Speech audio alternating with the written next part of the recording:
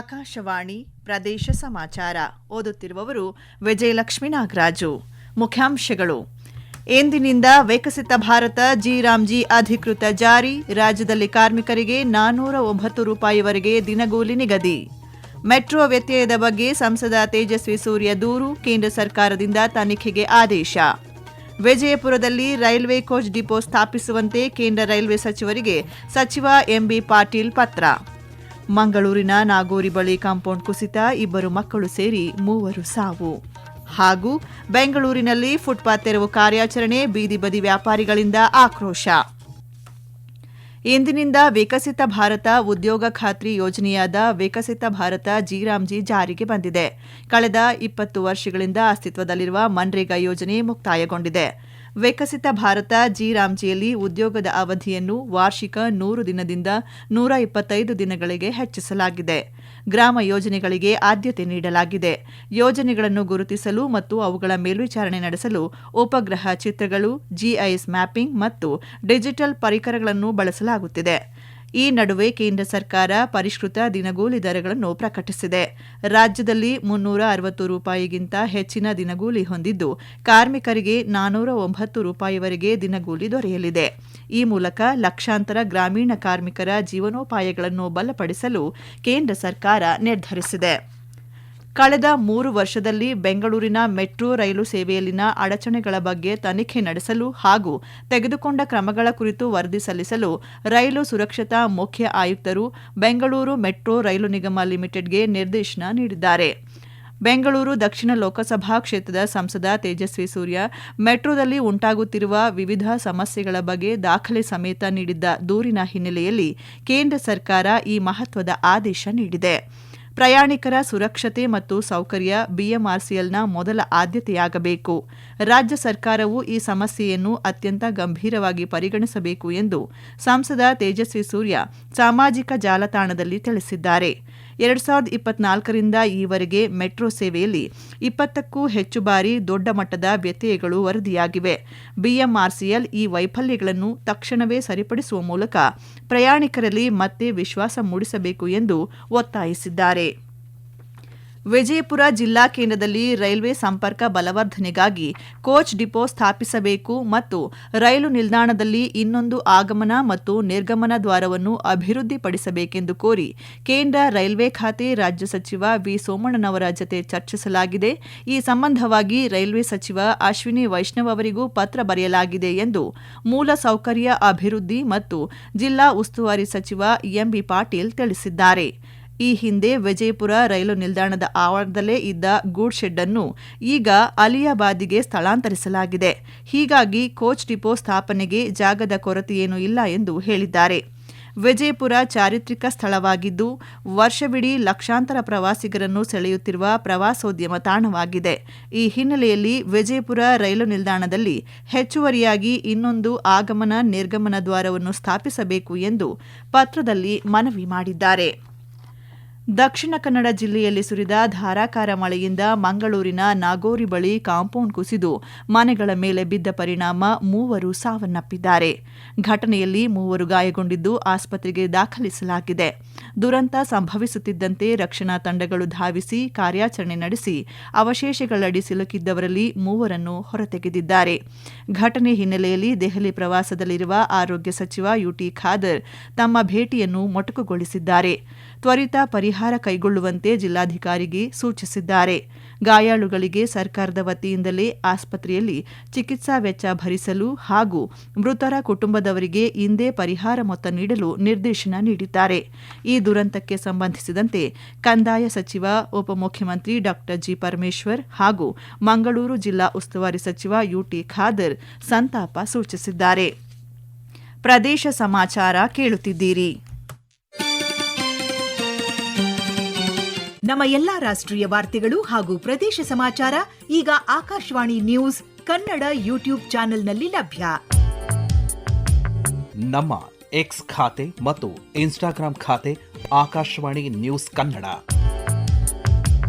ಹೆಚ್ಚಿನ ಮಾಹಿತಿಗಾಗಿ ನಮ್ಮ ಫೇಸ್ಬುಕ್ ಖಾತೆ AIR ಕನ್ನಡ ನ್ಯೂಸ್ ಅನುಸರಿಸಿ.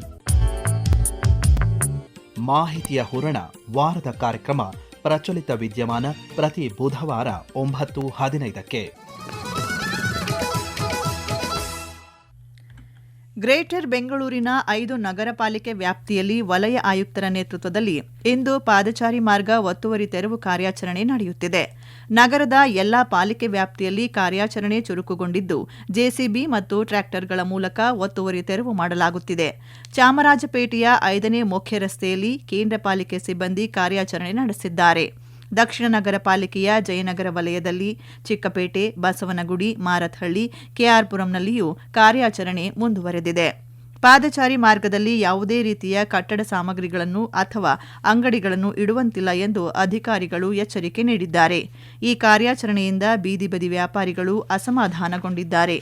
ಪಾದಚಾರಿಗಳಿಗೆ ತೊಂದರೆಯಾಗದಂತೆ ವ್ಯಾಪಾರ ಮಾಡಲು ಅವಕಾಶ ನೀಡುವಂತೆ ಮನವಿ ಮಾಡಿದ್ದಾರೆ. ಎಸ್ಐಆರ್ ಕುರಿತು ದೇಶಾದ್ಯಂತ ವಿವಿಧ ಚರ್ಚೆಗಳು ನಡೆದಿದ್ದು, ಅದರ ಸಾಧಕ ಬಾಧಕಗಳ ಕುರಿತಾಗಿ ಈಗಾಗಲೇ ಚರ್ಚಿಸಲಾಗಿದೆ.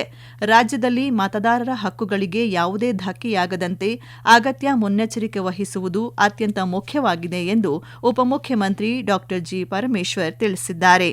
ಬೆಳಗಾವಿಯಲ್ಲಿಂದು ಪಕ್ಷದ ಮುಖಂಡರು ಹಾಗೂ ಕಾರ್ಯಕರ್ತರನ್ನು ಉದ್ದೇಶಿಸಿ ಮಾತನಾಡಿದ ಅವರು, ಈ ಬಾರಿ ಮಳೆಯ ಪ್ರಮಾಣ ಕಡಿಮೆಯಾಗಿದ್ದು, ದೇಶದಲ್ಲೇ ಸುಮಾರು 75% ಭಾಗದಲ್ಲಿ ಬರ ಸೃಷ್ಟಿಯಾಗಿದೆ. ರಾಜ್ಯದಲ್ಲಿ ನೀರಿನ ಕೊರತೆ ಎದುರಿಸಬಹುದಾದ 7 ಜಿಲ್ಲೆಗಳ ಜಿಲ್ಲಾಧಿಕಾರಿಗಳ ಜೊತೆಗೆ ಸಭೆ ನಡೆಸಿ ಕುಡಿಯುವ ನೀರಿಗೆ ಸಮಸ್ಯೆಯಾಗದಂತೆ ಎಚ್ಚರ ವಹಿಸುವಂತೆ ಅಧಿಕಾರಿಗಳಿಗೆ ಕಟ್ಟುನಿಟ್ಟಿನ ಸೂಚನೆ ನೀಡಿರುವುದಾಗಿ ಹೇಳಿದ್ದಾರೆ. ಸುಪ್ರೀಂ ಕೋರ್ಟ್ ನ್ಯಾಯಮೂರ್ತಿಗಳಾದ ಅರವಿಂದ್ ಕುಮಾರ್ ಇಂದು ಬೆಂಗಳೂರಿನ ಸಿಟಿ ಸಿವಿಲ್ ಕೋರ್ಟ್ಗೆ ಭೇಟಿ ನೀಡಿ ವಕೀಲರ ಭವನದ ಆವರಣದ ಹಲವು ಅಭಿವೃದ್ಧಿ ಕಾರ್ಯಗಳು ಹಾಗೂ ಕಾಮಗಾರಿಗಳನ್ನು ವೀಕ್ಷಿಸಿದರು.